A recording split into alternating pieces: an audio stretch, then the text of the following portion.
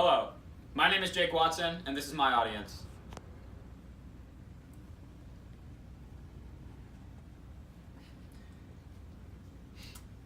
Imagine a community in which 1 in every 15 little boys and girls die before their 5th birthday, largely due to hunger.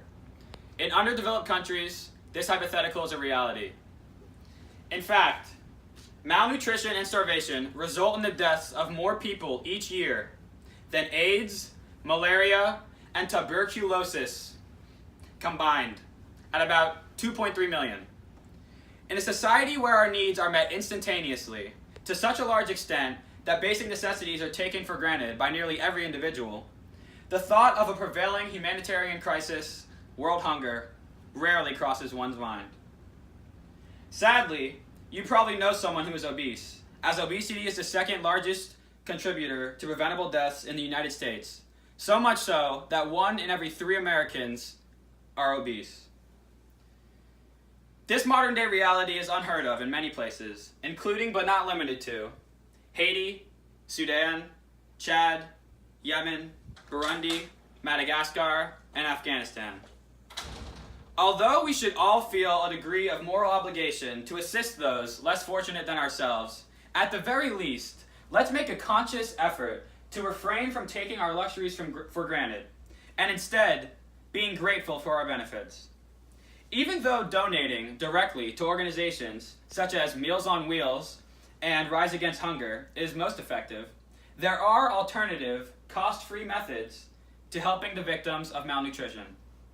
In the next few minutes, I strive to invigorate you to make a difference by developing your understanding of the current hunger crisis, what causes malnutrition, and the impacts that an increasing global temperature can have on nourishment. First and foremost, let's briefly discuss the ongoing situation. The number of both children and adults struggling from malnourishment has continued to increase throughout the 20th century.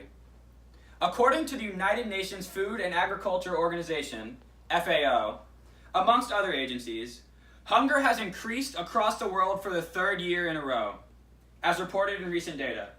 It is no wonder that the UN affirmed the issue as the largest humanitarian crisis since 1945. East Africa alone occupies over 4 million individuals forced to be dependent on external support for their livelihood.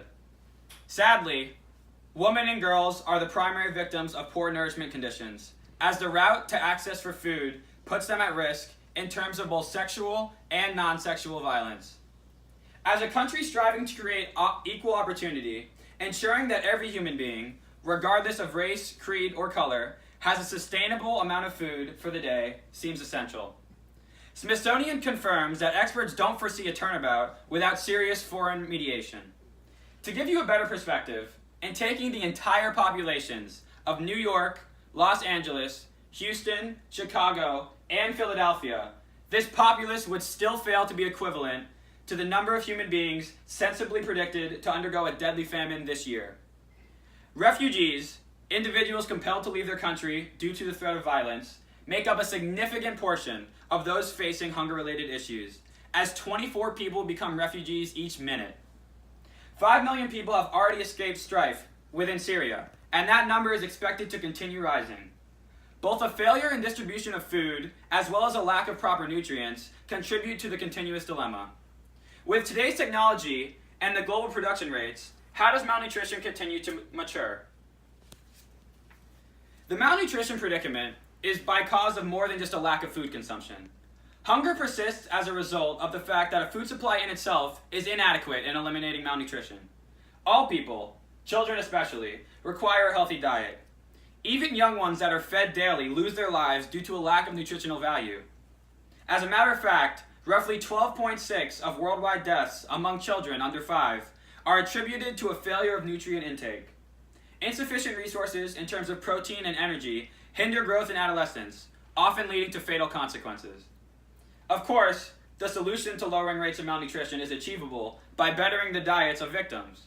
According to risk factors collaborators, at the current rate, countries such as Chad and Burundi fail to meet their target reduction levels, each barely surpassing a 0% rate of improvement. The World Bank suggests that donor organizations should capitalize on their annual spending. However, the state and its taxpayers are not exempt from participation. In 2017, the United States federal food stamp agenda increased to $68 billion, diminishing hunger rates to a large extent. Per contra, many underdeveloped countries cannot afford to implement such an expensive solution. It is true that some families die strictly from starvation, yet epidemics, such as the measles, develop since there is little clean water and sanitation. Global warming, a dilemma which continues to harm our planet and its inhabitants, is a major culprit in the hunger crisis. Extreme weather happenings, largely generated by climate change, are the causation of many refugees. For example, given recent instances of severe drought from temperature stratification in Africa, several regions of the country experience damage to agriculture, leading to higher numbers of malnutrition. By making minor changes, such as using less hot water and recycling, you promote positive change for our planet, which in turn saves lives. From turning off a light to avoiding overpackaged products, you can help reduce prolonged seasons of poor rains and harvest failures from the rapid rates at which they occur in South Sudan, Somalia, Ethiopia, and Kenya. It is pretty obvious, regardless of the extent to which we feel compelled to help, that there are courses of action for all of us to help those suffering from hunger-related problems. Malnutrition is an ongoing, fatal reality for far too many human beings. However, if a majority of us intervene, even just slightly, the aftermath of our decisions will be astounding. At the very least, be grateful for the living conditions you currently thrive under each and every day. If you see a simple way to conserve energy, which in turn regresses the effects of global warming, do it. Together, we can eradicate the hunger crisis entirely. Napoleon Hill said it best: if you cannot do great things, do small things in a great way. Thank you.